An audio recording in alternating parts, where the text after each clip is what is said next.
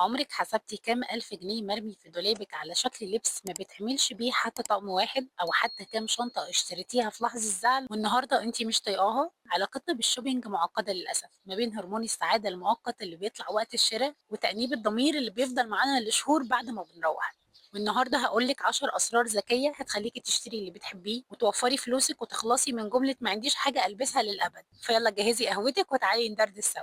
السر الأول، احسبي تكلفة الاستخدام مش سعر الشراء. الأجانب بيسموها كوست بير وير، يعني مثلا لو فستان سواريه ب 2000 جنيه وهتلبسيه مرة واحدة يبقى المرة كده ب 2000 جنيه، لكن لو كوتشي مريح ب 2000 جنيه وهتلبسيه 200 مرة في السنة يبقى المرة ب 10 جنيه.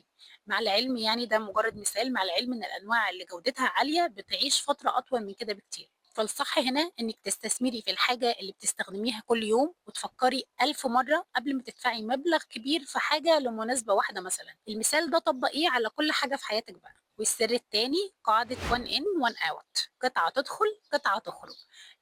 قبل ما تشتري اي حاجة جديدة اسألي نفسك ايه اللي هيطلع قصادها، سواء للتبرع او للبيع. القاعدة دي انا عارفة انها صارمة جدا، ولكن بتجبرك تفكري مرتين قبل الشراء.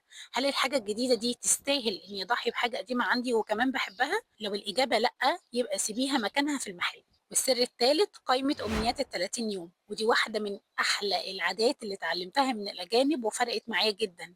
بيسموها الويش ليست.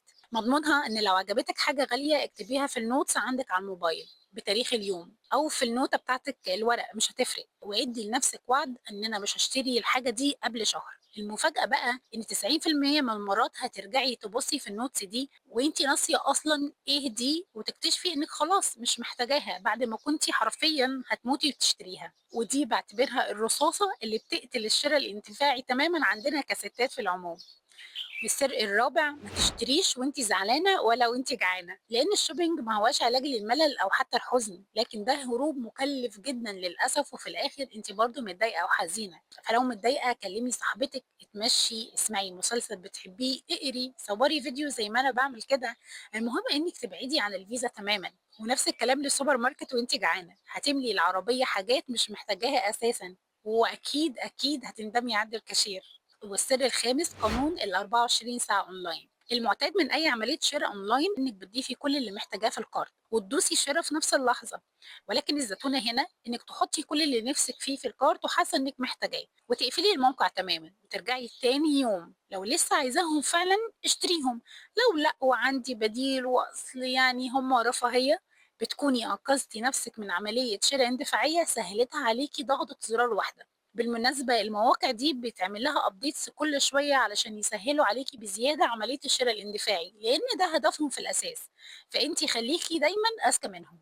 والسر السادس إنك تعملي شوبينج في دولابك الأول. قبل أي سيل اعملي جرد إجباري لدولابك، وصدقيني هتكتشفي كنوز كنتي ناسياها، وهتعرفي بالظبط إيه اللي ناقصك وتكتبيه. فبالتالي هتنزلي التخفيضات بقيمة محددة باللي انت محتاجاه فعلا، مش علشان تلحقي العرض وتشتري حاجات ما انتيش محتاجاها في النهاية. والسر السابع القاعدة الثلاثية للملابس، بمعنى قبل ما تشتري أي قطعة ملابس جديدة اسألي نفسك هل القطعة دي هتليق على 3 أماكن مختلفة، شغل، خروجة، مناسبة، وهل هقدر أعمل بيها 3 أطقم مختلفة من دولابي؟ لو الإجابة لأ، يبقى القطعة دي مش عملية وهتتركن غالبا وهتبقى حمل على دولابك بدل ما تكون إضافة ليه.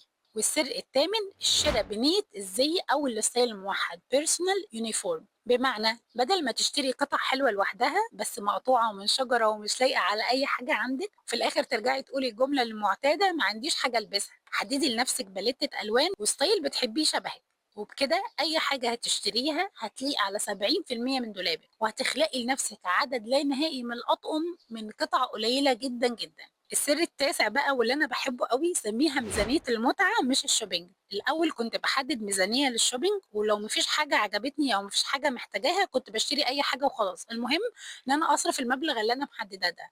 مع الوقت غيرت اسمها لميزانيه المتعه، ومن وقتها المبلغ ده ممكن اصرفه على الشوبينج لو انا محتاجه حاجه، والمره اللي بعدها على عشاء في مكان حلو، واللي بعدها على خروجه في مكان جديد، وهكذا. والسر العاشر استثمري في التجارب مش في الاشياء. علميا سعادة السفرية أو الكورس أو الخروجة بتعيش في الذاكرة بتاعتك أكتر بكتير من سعادة الممتلكات، زي شراء جاكيت عجبني قوي مثلا. فاسألي نفسك بفلوس الجاكيت الزيادة ده اللي بالفعل عندي بديل واتنين ليه، ممكن أعمل ذكرى شكلها إيه؟ وغالبا الإجابة هتكون أحلى بكتير وكمان أبقى. وأخيرا لازم نعرف إن الشوبينج الذكي مش حرمان أبدا. الشوبينج الذكي هو فن الاستمتاع بوعي بالقليل والمختار بعناية، وهو حرية من الديون ومن الكراكيب ومن تأنيب الضمير اللي ما بينتهيش. لما بتشتري بوعي وكل قطعة في دولابك بيبقى لها قصة وقيمة حقيقية عندك، وحياتك بتبقى أخف وأغنى في نفس الوقت. والسؤال ليكي النهاردة، إيه أكتر طريقة ذكية عجبتك وهتبدأي تطبقيها فورا؟ وهل أنتِ عندِك طريقة خاصة بتوفّري بيها وبتتبسطي في نفس الوقت؟ شاركينا كلنا في التعليقات عشان نستفيد من تجارب بعض، وما تنسيش اللايك والشير طبعًا والاشتراك في القناة علشان نكبّر عيلة روشتة النظام سوا. باي باي.